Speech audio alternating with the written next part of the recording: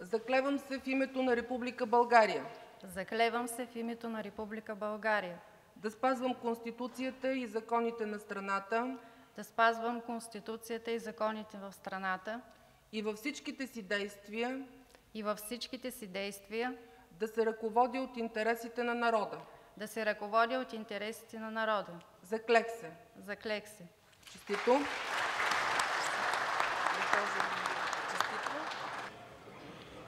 Там ще видите, квестора ще ви покани след него вече и ще се седнете на място.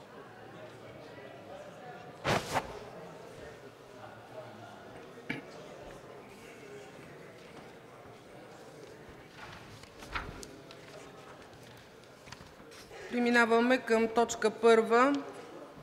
Моля? Процедура.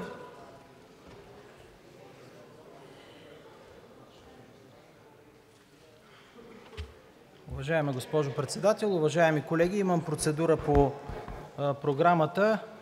Процедурата ми е точка 8 – първо четене на Законопроекта за изменение и допълнение на Закона за гарантираните вземания на работниците и служителите при несъстоятелност на работодателя да стане точка 2 от дневния ред.